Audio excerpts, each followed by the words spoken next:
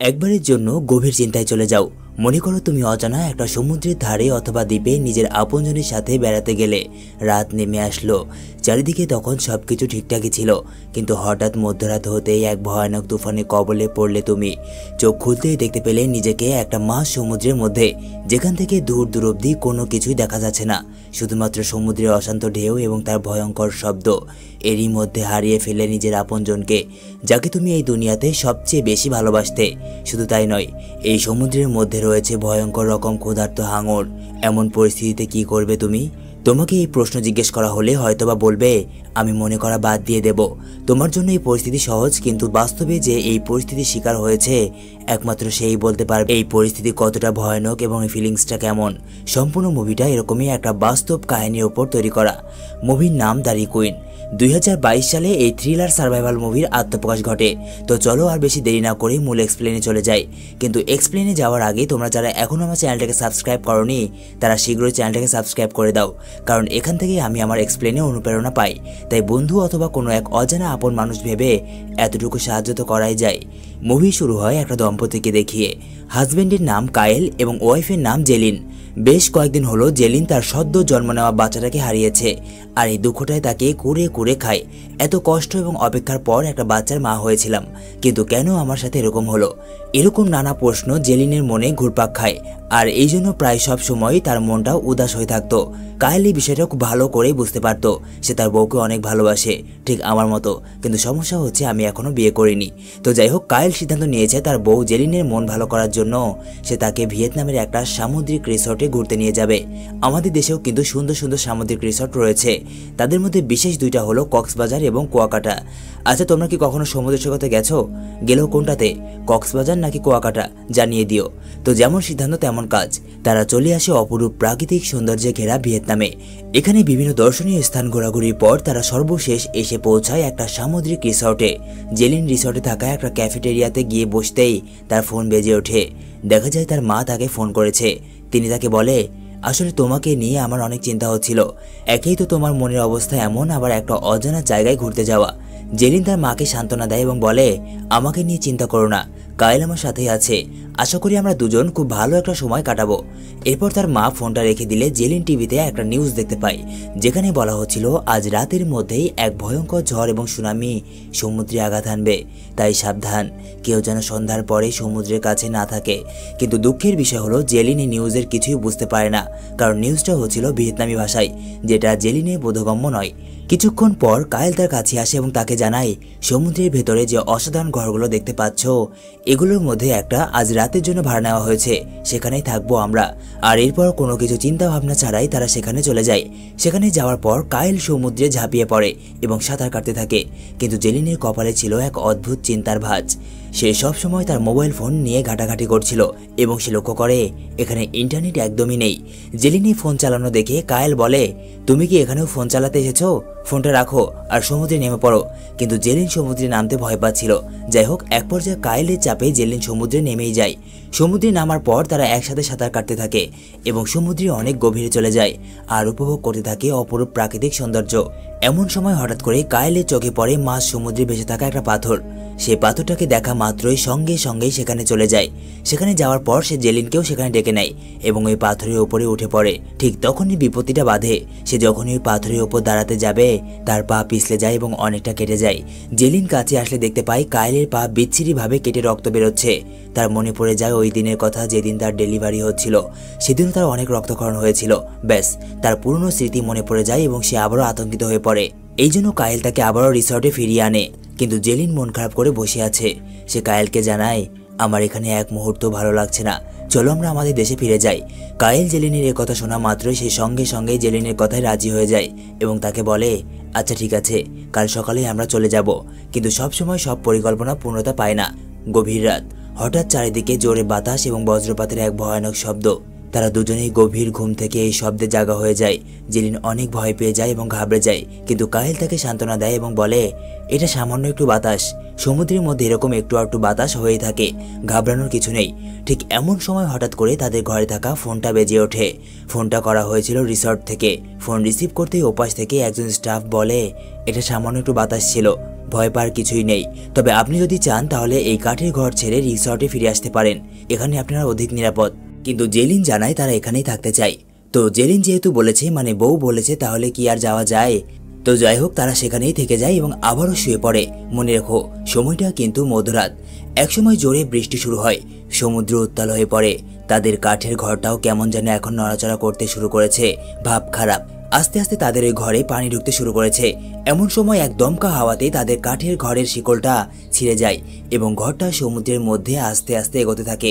ভেতরে থাকা জেলিন এবং কায়েল অনেক ঘাবড়ে যায় এবং তারা তাদের ফোন খুঁজতে থাকে, যাতে করে তারা এই রিসর্টের রেস্কিউ টিম এবং স্টাফদেরকে জানাতে পারে এবং সাহায্য নিতে পারে। কিন্তু তুফান এতটাই ক্ষিপ্ত আকার ধারণ করেছিল যার জন্য ফোন একেবারেই অকেজো হয়ে পড়ে। এদিকে জেলিন জানালা দিয়ে বাইরে তাকালে দেখতে পায় তারা সমুদ্রের কিনারা, অর্থাৎ এই রিসর্ট থেকে অনেক দূরে চলে এসেছে। এমনকি সমুদ্রের একটার পর একটা ঢেউয়ে তাদের ঘরটা গভীর সমুদ্রে এগিয়ে যাচ্ছে। তারা দুজনে জোরে জোরে চিৎকার করতে থাকে, কিন্তু এটাতে কি আর কাজ হয়? চারিদিকে সমুদ্রের এমন গর্জন, তার উপর আবার ঝড় বৃষ্টি। মুহূর্তের মধ্যেই চারিদিকে যেন মৃত্যু ফাঁদ তৈরি হয়ে গেছে। কায়েল জেলিনকে বলে, আমাদেরকে যে কোনো মূল্যে এই কাঠের ঘরটা গভীর সমুদ্রে ভেসে যাওয়ার আগেই এখান থেকে বেরোতে হবে। আমরা ওই রিসর্ট থেকে খুব একটা বেশি দূরে আসিনি। এখন যদি এখান থেকে নেমে যেতে পারি এবং কোনো রকমের সার্ভাইভ করে জীবিত থাকতে পারি, তাহলে আমাদের উদ্ধার হওয়ার সম্ভাবনা রয়েছে। কিন্তু জেলিনের চেহারা কেমন যেন সাদা ফ্যাকাশে হয়ে যায়। তার হাত পা ভয়ে কাঁপছিল। কিন্তু কায়েল হেরে যাওয়ার মতো বান্দা নয়, সে যে কোনো মূল্যে জেলিনকে এখান থেকে বাঁচাবেই। কিন্তু জেলিন এই গভীর উত্তাল অন্ধকার সমুদ্রে নামতে চায় না। কায়েল তাকে বারবার বোঝায়, যদি আমরা এখন এখান থেকে নেমে না যাই, তাহলে পরবর্তীতে আমরা গভীর সমুদ্রে চলে যাব, যেখান থেকে ফিরে আসা অসম্ভব। এরপর কায়েল জেলিনকে জোর করে জানালা দিয়ে সমুদ্রে নামিয়ে দিতে গেলে হঠাৎ করে এই ঘরটা একটা পাথরের দিকে যেতে শুরু করে। কায়েল ঘাবড়ে যায়, কারণ ওই ঘর এবং পাথরের মাঝে জেলিন রয়েছে। যদি দুইটা জিনিসের একবার টক্কর লাগে তাহলে জেলিন একদম পিষে যাবে। সে তাড়াহুড়ো করে জেলিনকে সমুদ্রের মধ্যে ধাক্কা দিয়ে দেয় এবং সে ঘরের অন্য পাশে লাফ দেয়। কিছুক্ষণের মধ্যেই ওই পাথর এবং ঘরের মধ্যে এক বিশাল সংঘর্ষ হয়। সংঘর্ষের আওয়াজটাও ছিল খুবই ভয়ঙ্কর। এদিকে জেলিন ভয় পেলেও সে তার সাহস হারায় না। সে সাঁতার কেটে আবার ওই ঘরের কাছে যায় এবং ঘরে উঠে চারিদিকে সে কায়েলকে খুঁজতে থাকে। অনেক খোঁজাখুঁজি পর ফাইনালি সে কায়েলকে খুঁজে পায়, কিন্তু কায়েলের অবস্থা খুবই খারাপ।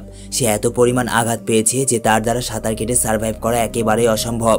এরপর জেলিন সিদ্ধান্ত নেয় তারা কোনো রকমে ওই বড় পাথর, যেটার সাথে তাদের ঘরটায় একটু আগেই সংঘর্ষ হয়েছে, ওইটাই গিয়ে উঠবে, যতক্ষণ পর্যন্ত না কোনো রেস্কিউ টিম আসছে। কিন্তু কায়েলের অবস্থা এতটাই খারাপ যে সে এইবার হার মেনে যায়।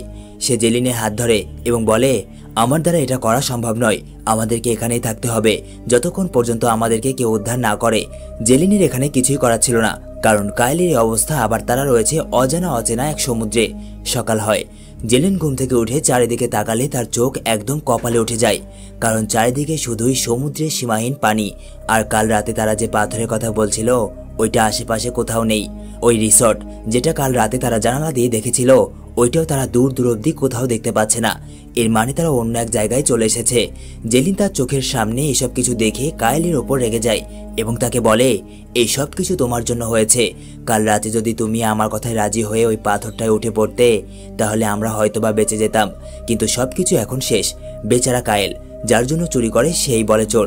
কায়েল জেলিনের কথা ভেবে এত কিছু স্যাক্রিফাইস করলো, কিন্তু জেলিন সামান্য একটু ভুলের কারণে কায়েলকে নানা ধরনের কথা শোনায়। তো যাই হোক, রাগে এবং অভিমানে জেলিন সমুদ্রের মধ্যে লাফ দেয়।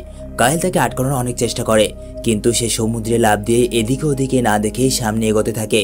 কিছু দূরে যাওয়ার পর জেলিন তার সামনে একটা বোতল দেখতে পায়, যার মধ্যে সামান্য পরিমাণ খাবার পানি রয়েছে।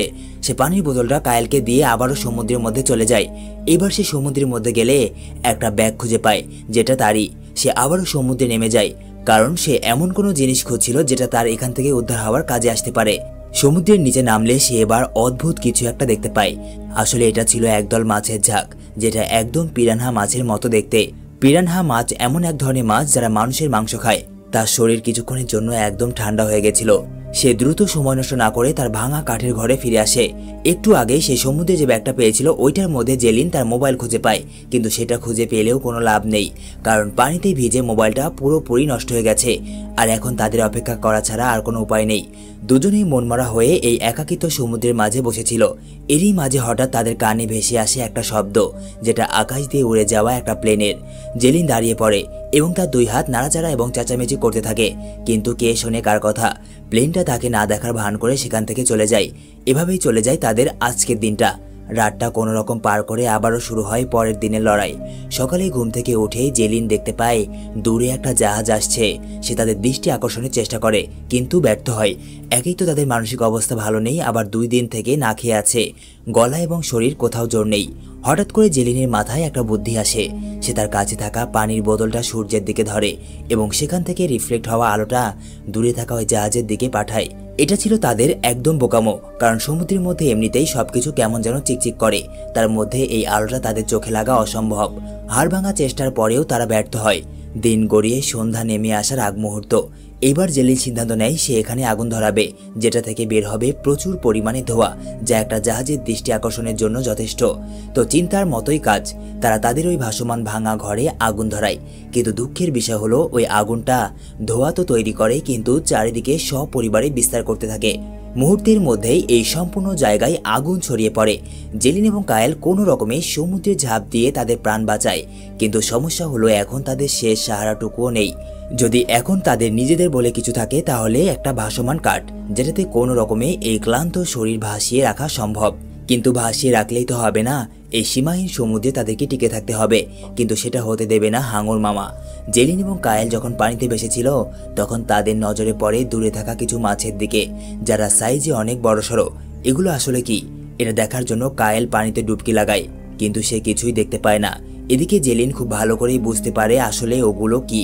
সে তাড়াহুড়ো করে একটা বড় কাঠের টুকরো খুঁজে বের করে এবং সেখানে ওঠার সিদ্ধান্ত নেয়। তারা দুজনেই সাঁতরে সেই বড় কাঠের টুকরো অবধি পৌঁছায়।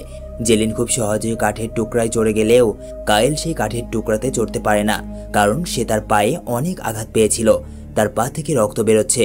কায়েল সেই কাঠের টুকরাতে উঠতে না পারলে জেলিন তাকে সাহায্য করে। আর ওইদিকে ওই হাঙরগুলো তাদের অনেকটাই কাছে চলে এসেছিল। তারা দুজনেই কোনো রকমে ওই কাঠের টুকরায় উঠে পড়ে। কিছুক্ষণের মধ্যেই চারিদিকে একদম নিস্তব্ধ হয়ে যায়। মনে হচ্ছিল কোথাও কোনো বিপদ নেই। এরই মাঝে হঠাৎ করে ওই ক্ষুধার্ত হাঙর তাদের আক্রমণ করে দেয়। হাঙরের আক্রমণ করায় তাদের কাঠের টুকরোটা ভেঙে দ্বিখণ্ডিত হয়ে যায়। তারা দুজন দুদিকে বয়ে যেতে শুরু করে।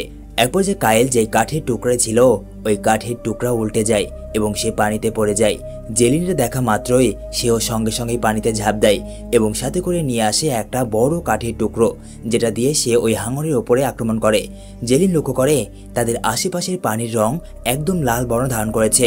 এটা দেখে জেলিনের নিঃশ্বাস কিছুক্ষণের জন্য বন্ধ হয়ে যায়। সে অনেক ঘাবড়ে যায় এবং দ্রুত একটা কাঠের টুকরোতে উঠে পড়ে। সে কায়েলকেও সেই কাঠের টুকরাতে তোলার অনেক চেষ্টা করে, কিন্তু কোনো মতেই পারছিল না। সে শুধুমাত্র এই কাঠের টুকরাটা সাহস করে ধরেছিল। কিছুক্ষণ পর জেলিনের সামনে একটা সত্য অবিশ্বাসযোগ্য ঘটনা প্রকাশ পায়। সেটা হচ্ছে কায়েলের একটা পা হাঙর ছিঁড়ে ফেলেছিল, যার রক্তই সমুদ্রে ছড়িয়ে পড়েছিল এবং লাল বর্ণ ধারণ করেছিল। জেলিন তার সর্বস্ব দিয়ে তাদের ওই ভাসমান কাঠের টুকরোটাকে হাঙরের থেকে দূরে নিয়ে যাওয়ার চেষ্টা করে। সে তাদের সফল হয়, কিন্তু এক পর্যায়ে গিয়ে তার সমস্ত শক্তি শেষ হয়ে যায়। তার স্পন্দন একদম হাই ভোল্টেজ দৌড়াতে থাকে। সে এতটাই ক্লান্ত হয়ে পড়ে যে আর এক কদম যাওয়ার শক্তি তার নেই। তার অজান্তেই তার চোখগুলো বন্ধ হয়ে যায় এবং এরই সাথে ধীরে ধীরে তাদের ভাসমান কাঠের টুকরোটা তাদেরকে নিয়ে গভীর সমুদ্রে একা একা এগোতে থাকে। রাত নেমে আসে, চারিদিকে কনকনে ঠান্ডা বাতাস। হঠাৎ জেলিনের ঘুম ভেঙে যায়। সে ঘুম থেকে উঠে যা দেখতে পায় সেটা সে বিশ্বাসই করতে পারে না। সে দেখে তারা একটা দ্বীপের কিনারায় এসে পৌঁছেছে, কিন্তু কায়েলের এখনো ঘুম ভাঙেনি। এই জন্য সে তার ঘুম ভাঙানোর চেষ্টা করে এবং সে তাকে এই খুশির খবরটা দিতে চায়। সে অনেকভাবে তার ঘুম ভাঙানোর চেষ্টা করে, কিন্তু অনেক ডাকাডাকির পরেও কায়েলের ঘুম ভাঙে না। জেলিনের আর বুঝতে বাকি থাকে না কায়েল এই দুনিয়াতে আর নেই। জেলিন এটা উপলব্ধি করার পর মনে হচ্ছিল তার মাথায় যেন আকাশ ভেঙে পড়বে। সে কি করবে কিছুই বুঝতে পারছিল না। অতিরিক্ত রক্তক্ষরণের জন্য কায়েলের মৃত্যু হয়েছে। রাত আরো গভীর হয়। জেলিন তার ক্লান্ত শরীর নিয়ে সেখানেই কান্না করতে করতে ঘুমিয়ে পড়ে। পরদিন সকাল হয়। সূর্যের আলো জেলিনের চোখে পড়তেই তার ঘুমটা ভেঙে যায়। এইবার সে ঘুম থেকে জাগা হতেই আরো চমকে ওঠে, কারণ কাল রাতে ঘুমিয়ে পড়ার আগে কায়েলের শরীরটা তার কাছেই রেখেছিল, কিন্তু এখন সেটা সেখানে নেই। হয়তোবা তার শরীরটা সমুদ্রের স্রোতের সাথে ভেসে গেছে। জেলিন অনেক চিন্তিত হয়ে পড়ে। সে চারিদিকে তাকিয়ে কায়েলের শরীরটাকে খোঁজার চেষ্টা করলে এক পর্যায়ে সে দূরে সমুদ্রের মধ্যে তার শরীরটাকে দেখতে পায়, যার আশেপাশে ঘোরাফেরা করছিল ক্ষুধার্ত হিংস্র হাঙর। জেলিন এটা দেখা মাত্রই দৌড়ে সমুদ্রের গভীরে যাওয়ার চেষ্টা করে, কিন্তু যাওয়ার পথিমধ্যে একটা সামুদ্রিক পাথরে তার পা কেটে যায়, যার ফলে সেখান থেকে বের হতে থাকে রক্ত। পাথরে লেগে পা কেটে যাওয়ার কারণে সে সেখানেই পড়ে যায়, কারণ তার পায়ে ভয়ঙ্করভাবে যন্ত্রণা হচ্ছিল। সে লক্ষ্য করে এই হাঙরগুলো তার কাছে এগিয়ে আসছে। সে এইবার কোনো রকমে উঠে দাঁড়িয়ে সমুদ্রের কিনারার দিকে যেতে শুরু করে, কিন্তু ততক্ষণে হাঙর তার কাছে পৌঁছে যায় এবং তাকে কামড়াতে আসলে সে সমুদ্রের মধ্যে থেকে একটা পাথর খুঁজে বের করে এবং ওইটা দিয়ে হাঙরকে বারবার আঘাত করতে থাকে, যতক্ষণ পর্যন্ত না হাঙর তার পিছু ছাড়ছে। কিছুক্ষণ শ্বাসরুদ্ধকর লড়াইয়ের পর হাঙরটা সেখান থেকে চলে যায়, আর এরপর জেলেন সমুদ্র থেকে ওপরে উঠে আসে। হাঙরের কামড়ের ফলে তার পা থেকে রক্ত বের হচ্ছে, সাথে রয়েছে এক ভয়ঙ্কর যন্ত্রণা। সে কোনো রকমে তার জামার একটা অংশ ছিঁড়ে তার পায়ে বেঁধে দেয়, যাতে করে রক্ত পড়া আপাতত বন্ধ হয়। কিন্তু সে অনেক ক্লান্ত, তার শরীর কোনো মতেই চলছিল না। একেই তো বেঁচে থাকা লড়াই, ওপর থেকে বিগত কয়েকদিন না খাওয়া অবস্থা। এক পর্যায়ে চলতে চলতে সে ক্লান্ত হয়ে মাটিতে পড়ে যায় এবং সেখানেই জ্ঞান হারিয়ে ফেলে। কিছুক্ষণ পর তার জ্ঞান ফিরে আসে, আর জ্ঞান ফিরে আসলে সে তার সামনে একটা বড় পাহাড় দেখতে পায়। তার মনে হয় সে যদি এই পাহাড়ে চড়তে পারে তাহলে সমুদ্রে কোথায় কি আছে বা এই দ্বীপটা কেমন তা হয়তোবা জানা যাবে। এই জন্য সে অন্য কোনো চিন্তা না করেই এই ক্লান্ত এবং রক্তাক্ত শরীর নিয়েই ওই পাহাড়ে উঠতে শুরু করে। সে পাহাড়ে উঠলে দেখতে পায় এই দ্বীপটা অনেকটাই ছোট, কিন্তু সমুদ্রের মাঝখানে একটা লোক ছোট্ট একটা নৌকার মতো কিছু একটা নিয়ে মাছ মারছিল, কিন্তু বোঝার উপায় নেই সে ঘুমে রয়েছে না মারা গেছে। জেলিন চিৎকার করে তাকে অনেক ডাকাডাকি করে, সে হাত পা নাড়ায় কিন্তু কোনো কিছুতেই কাজ হয় না। এই জন্য জেলিন সিদ্ধান্ত নেয় পাহাড় থেকে নেমে সে সমুদ্রে তার কাছে যাবে। তো যেমন চিন্তা তেমন কাজ, সে সঙ্গে সঙ্গে পাহাড় থেকে সমুদ্রে ঝাঁপিয়ে পড়ে এবং সাঁতার কেটে কোনো রকমে সেই নৌকায় পৌঁছায়। নৌকায় ওঠার পর সে আশেপাশে খাবার পানি খুঁজতে থাকে, কারণ তার গলায় একদম কাঠের মতো শুকিয়ে আছে। সে বিগত কয়েকদিন থেকে পানি পান করেনি। আমার মনে হয় এই মহিলা কখনো বেয়ার গ্রিলসের ভিডিও দেখেনি, তাহলে আজ এই পানির কষ্ট করা লাগতো না। যাই হোক, জেলিন দেখতে পাই সেখানে একটা বড় বোতল পড়ে আছে, যেখানে রয়েছে সামান্য কিছু পানি। সে কোনো কিছু চিন্তা না করে সেই পানি পান করতে শুরু করে, আর ঠিক তখন সে বুঝতে পারে আসলে সে যা পান করছে সেটা আসলে পানি নয়, এটা হলো দেশি মদ। খাবে নাকি দেশি মদ? না, তোমাদের দেশি মদ নয়, তোমাদেরকে একটা রুচির ফাইল খাওয়ানোর দরকার, কারণ তোমাদের সাবস্ক্রাইব করার রুচি একদমই কম। তাই দয়া করে এবার অন্তত সাবস্ক্রাইবটা করে দিও। জেলিনিটা টের পাওয়া মাত্রই পান করা সমস্ত মদ সেই লোকের উপর কুলি করে দেয়। মুখে পানি পড়ার সঙ্গে সঙ্গেই ওই লোকটা জাগা হয়ে যায়। জেলিন বুঝতে পারে এই লোকটা আসলে মারা যায়নি, ঘুমিয়েছিল। এই লোকটি হলো একজন সামুদ্রিক জেলে। লোকটি ঘুম থেকে উঠে হঠাৎ জেলিনকে দেখা মাত্রই চমকে ওঠে। সে তাকে জিজ্ঞাসা করে, কে তুমি, আর এখানে বা কিভাবে এলে? জেলিন তাকে তার সাথে ঘটে যাওয়া সকল বিষয় জানায়, যে কিভাবে তারা ঝড়ের কবলে পড়েছিল, হাঙ্গরের মুখ থেকে বেঁচে ফিরেছে, আর কিভাবে সে তার স্বামীকে হারিয়েছে। কিন্তু দুঃখের বিষয়, জেলে তার কথার কোনো কিছুই বুঝতে পারে না। এর কারণ হলো তাদের দুজনের ভাষা দুই রকম, কেউই কারো ভাষা বোঝে না। এখন বুঝতে পারছো গুগল ট্রান্সলেটের সুবিধা? জেলে তার ভাষা বুঝতে না পারলেও সে এতটুকু বুঝতে পারছিল যে এই মেয়েটা তার কাছে সাহায্য চাইছে। এজন্য সে জেলিনকে বসিয়ে সেই মদ দিয়ে তার ক্ষত স্থান পরিষ্কার করে দেয় এবং তার কাছে থাকা মাছ ধরা ফিশিং হুক দিয়ে তার পায়ের কাটা স্থান সেলাই করে দেয়। জেলিন যন্ত্রণায় ছটফট করতে থাকে এবং এক পর্যায়ে ক্লান্ত হয়ে সেই নৌকাতে ঘুমিয়ে পড়ে। এদিকে জেলে তাকে নৌকাতে রেখে সেই সমুদ্রে ঝাঁপিয়ে পড়ে, কারণ সে এই সমুদ্রের নিচে মাছ ধরার জন্য ফাঁদ পেতে রেখেছে। সে চেক করতে যায় সেখানে মাছ ধরা পড়েছে কিনা, কিন্তু সে জানতো না এই সমুদ্রে জেলিনের পিছু পিছু একটা ক্ষুধার্ত হাঙর এই এরিয়াতে ঢুকে পড়েছে। সে তার পেতে রাখা ফাঁদটা তুলতেই যাবে, এমন সময় ওপরে থাকা নৌকায় জেলিন চমকে ওঠে, কারণ তার মনে হচ্ছিল নৌকাটা কেমন যেন জোরে ঝাঁকি দিয়ে উঠল। চারিদিকে সমুদ্রের পানি একদম স্তব্ধ, নির্মল, কিন্তু শুধুমাত্র তার নৌকাটাই কেমন যেন উতাল পাতাল করছে। সে দুশ্চিন্তায় ওই জেলেকে চারিদিকে খুঁজতে শুরু করে, কিন্তু কোথাও কেউ নেই। একটু পরেই সে আবারও তার নাম ধরে জোরে জোরে চিৎকার করতে থাকে, কিন্তু তাতেও কোনো সাড়া না মিললে এক পর্যায়ে সে লক্ষ্য করে পানিতে একটা রক্তাক্ত হাত ভেসে উঠেছে। সে আন্দাজ করে হয়তোবা এই হাতটা ওই জেলের। জেলিন কিভাবে তাকে বাঁচাবে, কি করবে কিছুই বুঝতে পারছিল না। এরপর সে দেখতে পায় নৌকাতে একটা দড়ি বাঁধা, যার মাধ্যমে একটা ভারী জিনিস সমুদ্রে ফেলা হয়েছে, আর এই জন্যই নৌকাটা এখান থেকে নড়াচড়া করছিল না। সে ওই রশিটা টেনে তোলার চেষ্টা করে, কিন্তু তার কাছে এত পরিমাণ শক্তি নেই যে ওটা টেনে তুলবে।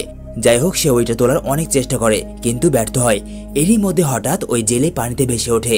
জেলিনিটা দেখা মাত্রই তাকে নৌকাতে তোলার চেষ্টা করে, কিন্তু এক পর্যায়ে সে নিজেও সমুদ্রের মধ্যে পড়ে যায়। দুজনেই তাড়াহুড়ো করে নৌকাতে ওঠার চেষ্টা করে, কিন্তু যেহেতু জেলে অনেকটাই জখম হয়েছে তাই সে নৌকাতে উঠতে পারে না। এদিকে জেলিন নৌকায় উঠে যায়, আর এরপর আবারও জেলে ভেসে ওঠে এবং নৌকাতে ওঠার চেষ্টা করে। জেলিন তাকে আবারও তোলার চেষ্টা করে, কিন্তু এইবার হঠাৎ করে সমুদ্রের পানির মধ্যে থেকে ওই হাঙরটা বেরিয়ে আসে এবং জেলেকে এক ছোবলে ছবি করে দেয়, অর্থাৎ তাকে শেষ করে দেয়। জেলিন আবারও ওই বিশাল সমুদ্রের মধ্যে একা হয়ে পড়ে। জেলিন দেখতে পায় ওই হাঙরটা আবারও তার দিকে তেড়ে আসছে। সে এইবার নৌকাতে থাকা মোটর, যেটার সাহায্যে নৌকা চলে, ওই মোটরটা সে হাতে নিয়ে চালু করে এবং হাঙরটা তার কাছে আসতেই সে তার সর্বোচ্চ শক্তি দিয়ে ওই মোটরটা হাঙরের মুখের ওপর ধরে। হাঙরের মুখ বিচ্ছিরিভাবে ক্ষতবিক্ষত হয়ে যায় এবং সে সেখান থেকে পালিয়ে যায়, কিন্তু এটা ছিল সাময়িক পলায়ন।